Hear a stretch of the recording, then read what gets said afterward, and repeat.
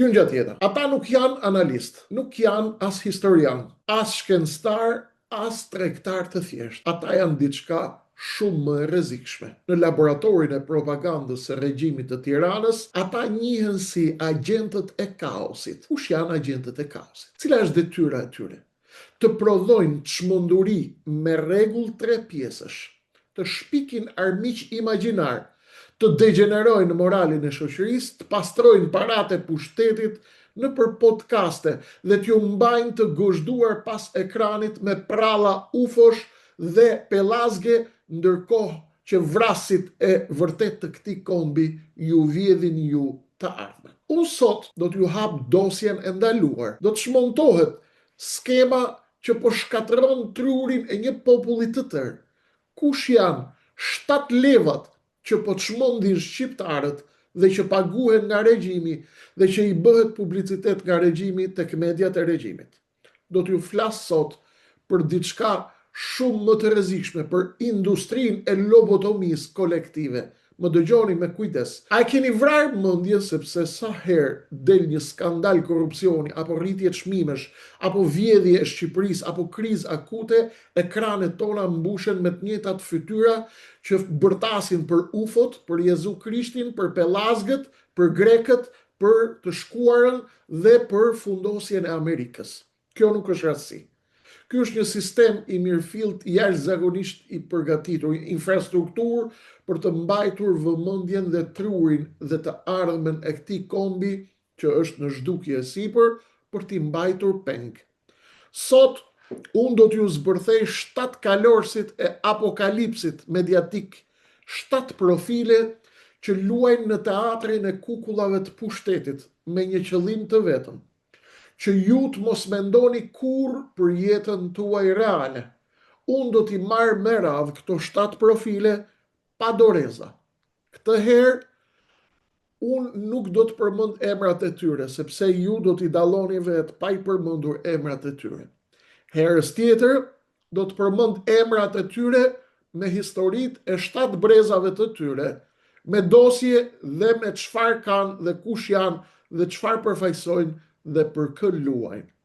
Kjo do t'jetë në kuadër të një operacioni që po përgatitet për shpëtimin e Shqipërisë nga kuçedrat e zeza të këtij regjimi bastard që po zhduk dhe po eliminon popullin tonë. Makineria e gjeopolitikës, personi numër 1, bën pjesë tek makineria e gjeopolitikës apo e politikës lokale që i përzihen her pas here. Ky njihet si analisti i Washingtonit apo i CIA-s amerikane apo i FBI-t amerikan në Tiranë. Gjeopolitiku i divanit që ka dash të hap parti kristian islamike me Edi Rama. Ai ulet në studio me kapadajllëk, i shan, i poshtron gazetaret që e thërririn dhe asnjëra prej tyre nuk guxon t'i kthej përgjigje. I thot fshatare, i thot ignorante, i thot paditura, i shan, i poshtron dhe asnjëra nga gazetarucet nuk guxon t'ia fus shpull surratit dhe ta hedh nga karrigja poshtë. Nuk guxon ta bëj sepse është me porosi të regjimit. Ky personazh vjen nga studio nga mëngjesi deri në darkë. Ky përcjell mesazhet e CIA-s të Washingtonit dhe bën sikur përfaqëson CIA-n dhe Amerikën në çlirimin e Kosovës, të Çamërisë, të Iliridës, Bashkimit Kombëtar, Bashkimit Shqiptar, sikur e ka pirë kafe në mëngjes me shefin e CIA-s. Edhe sikur ta kishte pirë kafe në mëngjes me shefin e CIA-s, nuk do të fliste aq i sigurt. Emisionet e titujt e emisioneve kur vjen ky personazh janë gjithmonë bombastik. Amerika bashkon trojet shqiptare, fundoset Vučići, ose Washingtoni vendos shqiptarët janë mbretërit e Ballkanit. Këto janë titujt që dalin kur vjen karikatura numër 1. Tani të bëjmë pak analizë psikologjike. Ky profil shfrytëzon një kompleks të thellë të inferioritetit të shqiptarëve dhe nevojën që kanë ata për një baba të madh që i mbron. Ky personazh e ushqen publikun shqiptar me drogën e rehatis. Mos u shqetësoni, gjithçka e ka në dorë Amerika prandaj Rama sundon se e do Amerika. Kjo është mesazhi. Cilat janë tezat kryesore të kësaj karikature? Sot në darkë ka ardhur një mesazh i koduar nga Washingtoni dhe Departamenti i Shtetit. Rama është duke zbatuar zotëri një plan sekret për Ballkanin që nuk e flasim dot. Vučići nuk flen dot natën, zotëri, sepse satelitet amerikan kanë zbuluar se shqiptarët kanë kodet e reja të Ballkanit. Kujdes, zotëri. Kujdes. Bllokimi i rrugës në fshatin tuaj nuk është produktim i bashkisë. Mos i gatroni njerëzit zonjë. Është strategji makro-gjeopolitike e përgatitur nga Washingtoni për të mashtruar inteligjencën ruse. Nuk ka lidhje me vendimet e qeverisë, as me Edi Ramën, as me politikën. Është vendim gjeopolitik, zonjë. Zotëri, Washingtoni kontrollon çdo qenisë të botës. Ai e mban Ramën sepse Rama është i përzgjedhuri, i shekurit të ri, dhe është në majën e botës. Nuk është Rama si këta fshatarët e tjerë. Ky është karikatura numër 1. Ju e dini kush është. Ndoshta emrat e karikaturave sipas imagjinatës tuaj mund t'i shkruani të komentet. Unë nuk i përmend tani. Do t'i përmend kur t'i vi momenti i duhur dhe minuta e duhur, por jo vetëm emrat, por me 7 brezat pastaj. Këta janë 7 ekzekutorët dhe prodhuesit e cirkut. Ndërsa ky analist që ju fola më parë, apo specialist, apo politikan, apo njeri i ligjit, ndan Ballkanin nëpër studio, shikuesi në shtëpi nga divani nuk ka ujë të ngrohtë pas orës 8 darkës, por ndihet shumë krenar që ne po sundojmë Ballkanin edhe botën.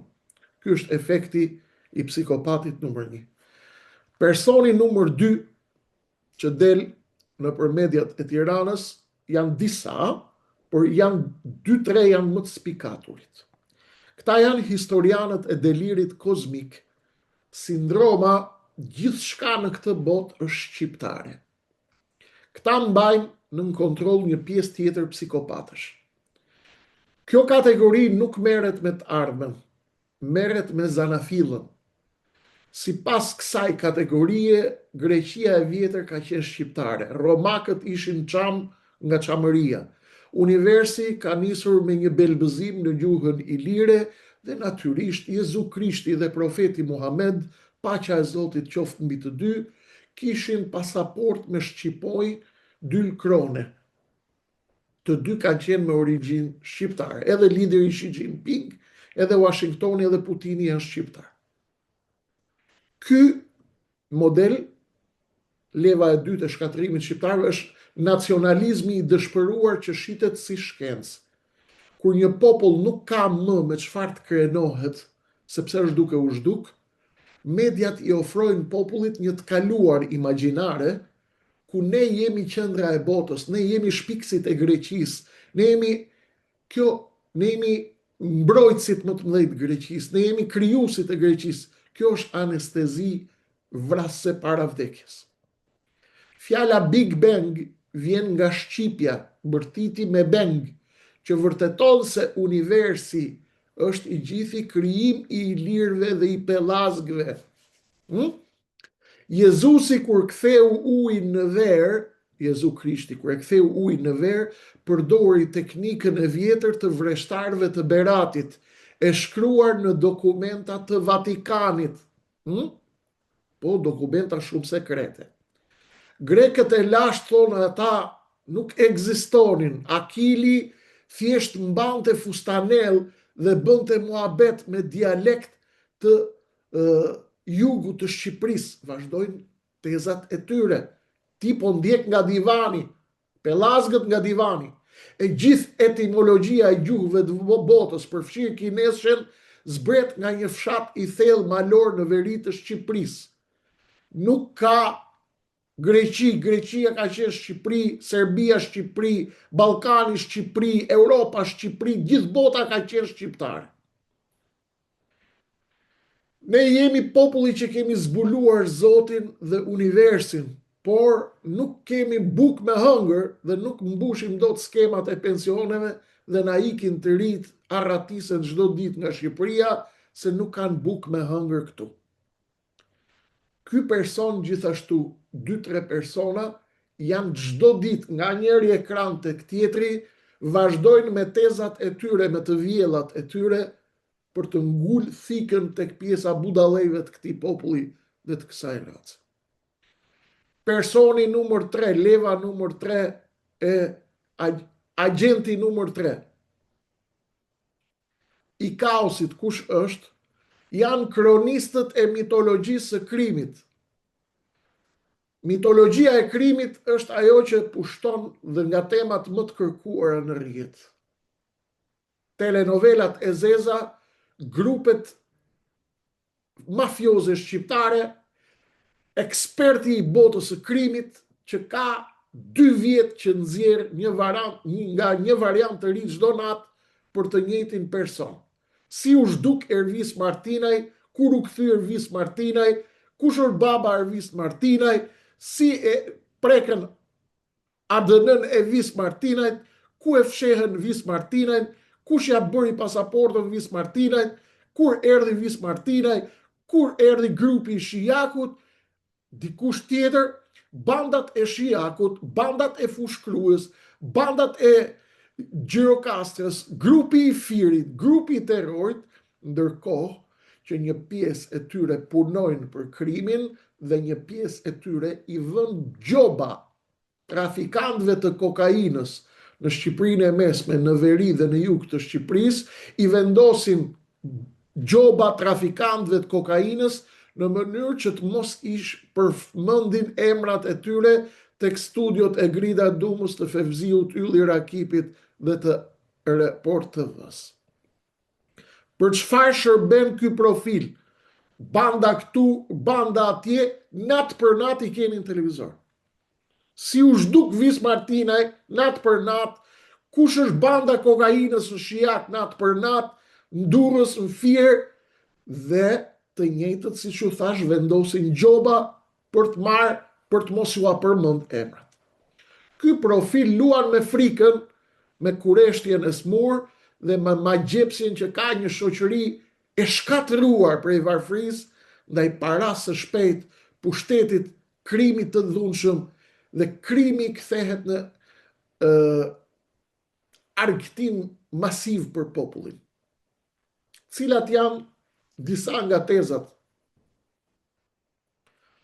Vis Martinaj u kap në një helikopter fantazëm që mbahet në një ishull privat diku në Pajsor, ka shku CIA me FBI dhe po kërkojnë për Vis Martinaj, por policia shqiptare nuk di gjë.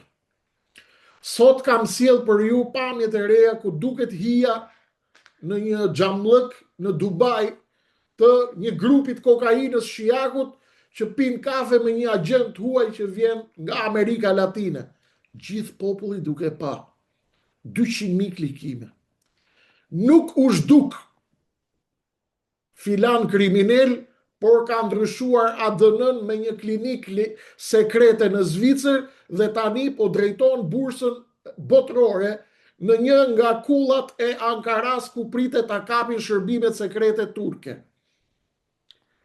Truri i tij, i filan krimineli nga Fieri, shoku i grupit Vis Martinaj që do të vriste Lul Berishën e Durrësit, është ngrirë dhe është futur në frigorifer dhe do të kthehet mbrapsht kur të rikthehet, kur të ndryshojë qeveria në Tiranë, sepse agjensitë e huaja kanë mbritur në teknologjinë me mikrochipa që ta fusin dhe ta ngrinë trurin e këtij krimineli në frigorifer dhe në pastaj ta kthejnë sërish nga e para kur të ketë kalu vdekje klinike dhe do të kthehet në Shqipëri për dëshmu kundër këtyre këtu. Publiku rri me orë të tëra përballë televizionit për të parë hartat e vrasjeve sikur të ishte përballë Netflixit. Ndërsa vrasësit e vërtet të ekonomisë dhe të jetës së tyre, Rama dhe kompania, rrinë në krye të punëve pa u shqetësuar nga askush. Populli është diku tjetër. Agenti numër 4 profeti i konspiracionit, i ufove, i kabales dhe iluminatit. Nëse mendonit se ishin të rënda, prisni se vjen personi, agenti numër 4 i kaosit të Edi Ramës. Ky është njeriu që ka zbuluar agendën e fshehtë të alienëve dhe ndikimin e tyre në politikat e ujësjellësit të Tiranës. Dëgjoni me kujdes, është lojë e madhe kjo. Pse shiten konspiracionet në Shqipëri dhe ecin kaq shumë? Sepse kur i mbush njerëzit me idenë se gjithçka kontrollohet nga një grup i madh masonësh apo një grup i madh iluminati, ti i bën shqiptarët të dorëzohen.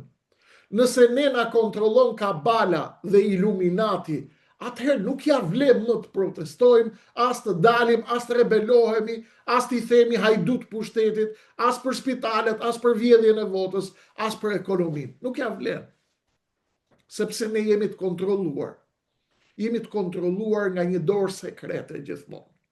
UFO-t po vinë për të na ruajtur sqetllat pa shkum dhe për të marrë materialin gjenetik shqiptar, sepse jemi raca më e pastër e tokës dhe UFO do ta marrin materialin ton gjenetik dhe do ta çojnë në qiellin e 19.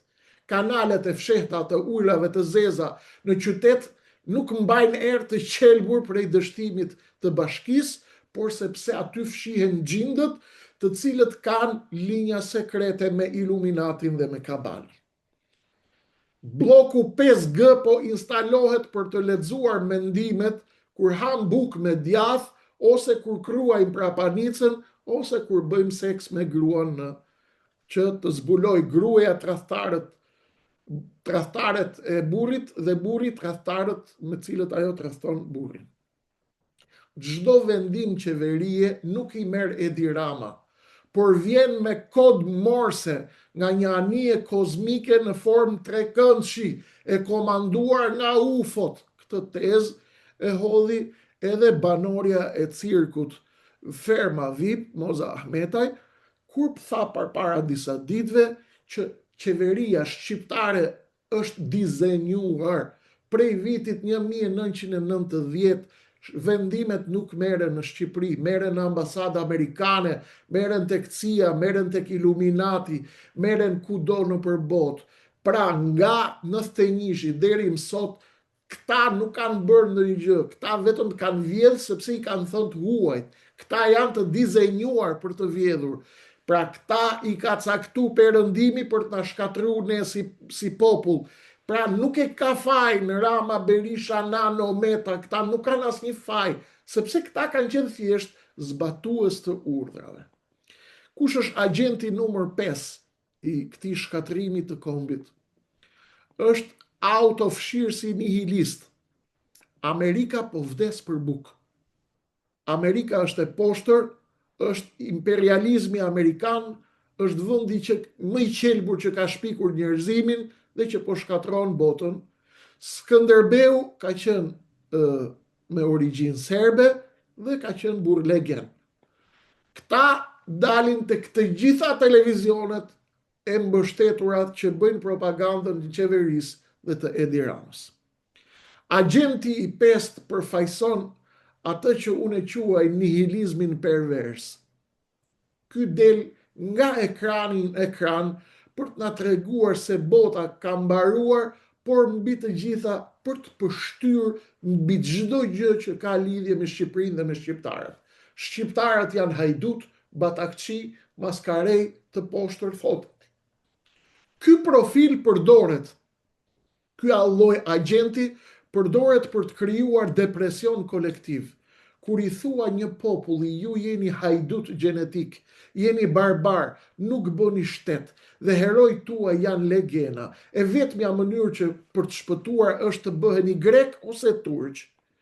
Një popull pa dinjitet, një popull i shndërruar në këpucë, është shumë e lehtë të poshtrohet dhe të kontrollohet. T'ju sjell disa shembuj nga tezat e këtij perversi.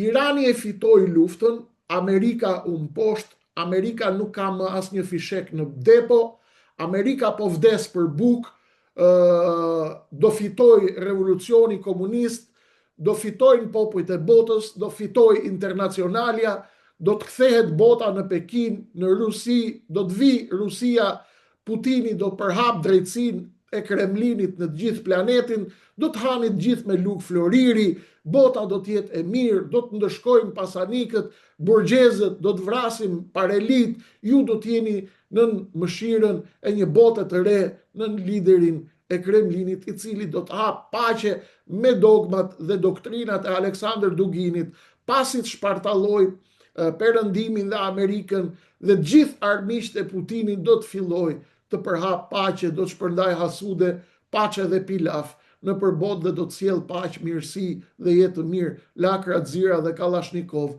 siç i hëngrën për 50 vjet. Njerëzit në New York, për shembull, po vdesin në rrugë, janë duke vdek për bukë, me zi, po sigurojnë në i kore buke për t'jetu, kjo është një narrativ tjetër. Shqiptarët janë popull batakqish, ne kemi gjak mashtrimin, ndaj mos u ankoni për qeverin, pra ndaj bëni kujdes e kështu me radhë, kështu si pas citimeve të tyre, dhe kanë të gjithë lejen për të folën në televizon. Skënderbeu ka qenë burr legend, madje me origjinë është serbe, nuk ka bë asgjë për këtë vend, ka qenë një batakçi, një njeri që vend të gjoba turkut për të marrë pjesën e vet në Shqipëri e kështu me radhë. Agenti numër 6. Agenti numër 6 është agenti seksit. Çfarë është agenti i seksit apo agenti seksual? Agenti numër 6 i propagandës Edi Ramës merret me indin më bazik të shoqërisë. Merret me familjen, moralin njerëzor dhe me seksualitetin dhe sensualitetin. Vjen i ofrohet popullit si terapist seksual modern dhe na thot se çdo lloj tradhtie apo degenerimi seksual është thjesht një liri, është një frustrim që duhet çlirohemi prej tij. Ky është sulmi ndaj bërthamës sociale, ku shkatrohet koncepti i besnikërisë, i familjes, i respektit reciprok. Shoqëria kthehet në një masë individësh të vetmuar, të braktisur, të pa orientuar dhe të pa aftë për ndërtuar komunitete të forta që i bëjnë ballë shtypjes. 4 shembuj të tezave të tij. Agenti numër 6 mund të jetë dhe femër, mund të jetë dhe mashkull ose të dy bashkë. Tezat e agentit. Seksi me shoqet e gruas apo me shokët e burrit mund të jetë thjesht zgjerimi i rrethit social. Nuk ka problem, çlirohuni, mos u frustroni. Liria. Marrëdhënia intime mes mësuesit dhe nxënësit është natyrale, është thjesht metodë e re pedagogjike e avancuar për ta bërë materialin shkencor më të përfitshëm prej studentit, duke bërë mësuesja seks me djalin apo me vajzën, thjesht bëhet një kombinim emocional ku nëpërmjet inteligjencës artificiale dhe inteligjencës seksuale, njeriu bëhet i zhvillohet intelekti akoma më shumë. Nëse nuk e kryer marrëdhënie me ashensor, për shembull, me komshien që të josh me minifund, je ende njeri shumë i prapambetur mentalisht, sepse komshia apo komshiu që të josh brenda në ashensor meriton që të kalosh me të një natë zjarri në mënyrë që të çlirohesh nga frustrimet e tua dhe nga këto pesha. Këto janë joshje normale, janë eros normal dhe ju nuk keni arsye pse të rini të frustruar, ju duhet i ushtroni gjitha këto pas një lloj kodi, pas një lloj mbrojtje, sepse këto janë pjesë të mendësive të kalbura që duhet zhduken.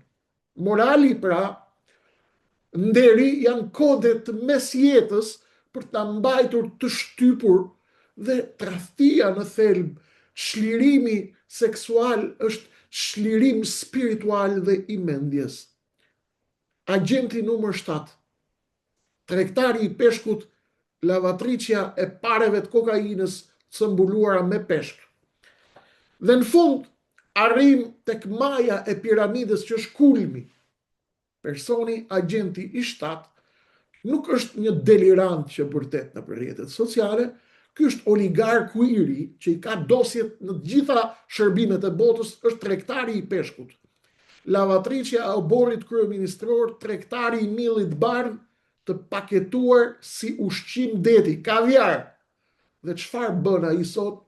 Ka hap podcast, tregtari i peshkut. I ka dosje të gjitha shërbimet partnerët shqiptare. Por ja kanë lëshu rripin. Pastrimi i imazhit përmes medias. Njeriu që duhet të ishte subjekt i spakut dhe i strukturave anti-mafia në Tiranë, ulet me mikrofon përpara, bën tifozin e jetës, fton personazhe VIP dhe shet modelin e suksesit të djalit të shkathët të rrugës që ja doli me punë. Dakord? Kjo është skema e agentit numër 7. Tani ta marrim agentin numër 7 dhe t'ju jap pak strategjitë e tij njëra pas tjetrës. Përdorimi i podcastit për të treguar se sa shpirt të madh ka, sa human dhe sa bamirës është tregtari i peshkut, duke shpërndar thërrime nga parat e vjedhura për gratë e shkreta që shkojnë punojnë me djersën e ballit. Ftesa e figurave publike për t'i bërë pjesë të rrethit të tij të ndikimit dhe për t'i korruptuar, për t'i blerë moralisht. Shtrirja e bisedës tek vështirësitë e biznesit, për shembull, duke u viktimizuar se po mban me bukë gjithë Shqipërinë. Ky personazh vazhdimisht viktimizohet dhe pretendon se mban me bukë gjithë Shqipërinë dhe me taksa shtetin. Mbrojtësi i lirisë duke u thënë të rive se shkolla nuk ka vlerë, mjafton të kesh guxim, lexo dhe hy tek skemat e tyre. Mund të jesh edhe një karagjoz i pa shkollë, që ti mund të bësh namin, mund të bësh miliarder, thjesht duke gjetur linjat e shkurtra me kryeministrin, me mafjen ndërkombëtare të miellit të bardh, të përzier me peshk, të maskuar me peshk. Cila është strategjia mediatike dhe struktura e pushtetit? Dëgjoni me kujdes. Në asnjë televizion në trojet shqiptare nuk do t'ju shpjegoj njëri këto. Ta bëjnë pyetjen $1 milion në këtë moment. Përse mediat e Edi Ramës i nxjerrin këta njerëz çdo ditë në orët më të ndjekura dhe në prime time? Këta 7 agent i keni nga mëngjesi në darkë. Ke televizionet kryesore të Ramës, ke emisionet kryesore të prime time-it dhe çfarë bëjnë tani? Shkojnë tek podcastet e njëri tjetrit, ngren shifrat e njëri tjetrit. Kur njëri agent zbulohet dhe hyn në krizë, vjen agenti numër 2, i vjen tek studio dhe ngren njëri tjetrin, mbajnë njëri tjetrin. Shkatruesit apo ata që mbajnë me oksigjen, shkatruesit e Shqipërisë, s'keni për t'i parë këtu, edhe sikur të gjithë të largoheni dhe t'i bëni disubscribe këtij kanali nesër. Kur s'keni për t'i parë? Ose keni për t'i parë ditën që ju do të më tradhtoni, siç keni tradhtu çdo lloj luftëtari që ka luftu për këtë kombë dhe për këtë shtet gjatë gjithë historisë. I kemi tradhtu historikisht. Ismail Qemali shkoi në drejtim të Anijës për të nisë në Itali, kishte njëri që mbante valixhen.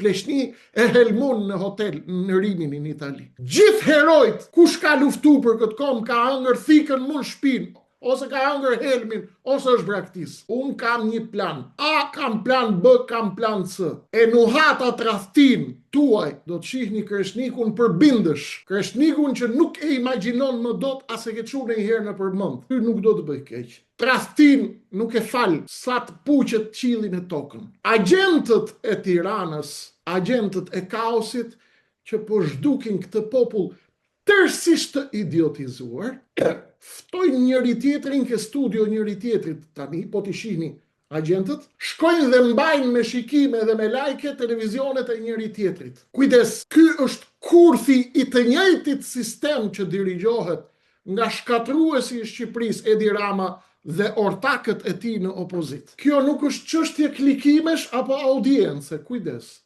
Kjo është një skem e mirëfillt e diversionit psikologjik dhe shkatërimit të plotë të shqiptarëve. Ky është modeli spektakolar i biznesit politik. Formula është e thjeshtë. Hapi numër 1, shpërndaj vëmendjen.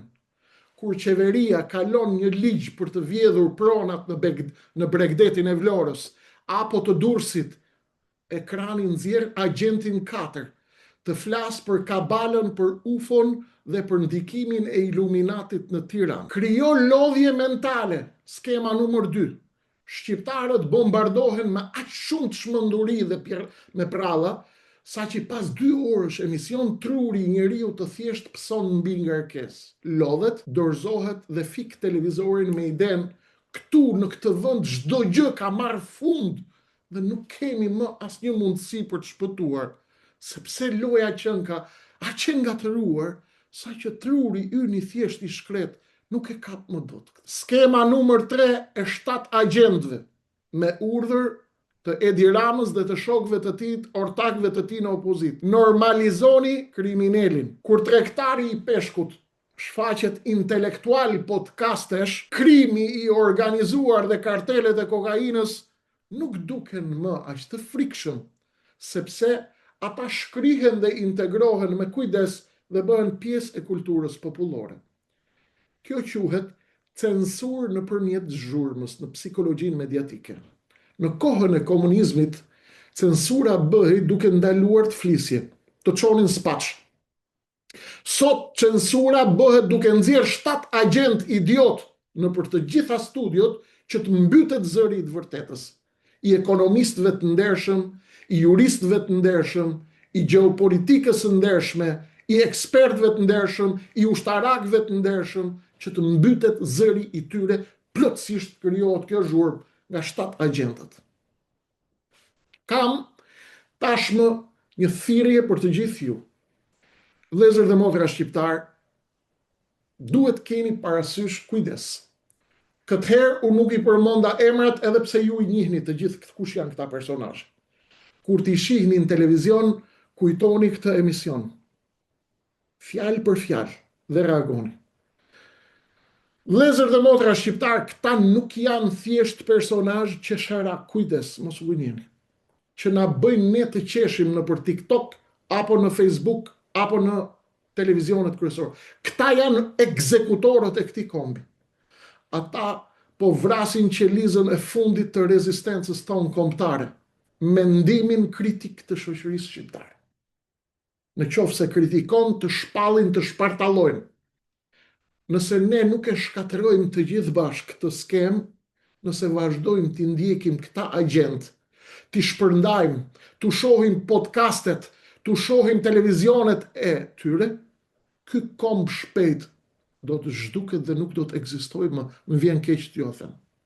Do të mbetet thjesht një territor gjeografik i populluar nga një masë njerëzish të lobotomizuar, të paaft për të kërkuar llogari, të paaft për të ndërtuar një shtet të lirë, demokratik dhe shtet të së drejtës, shtet të institucioneve. Mediat që i nxjerrin këta 7 agent janë bashkëpunëtore në këtë krim kulturor dhe kombëtar dhe do t'japin llogari një ditë para historisë dhe para shqiptarëve.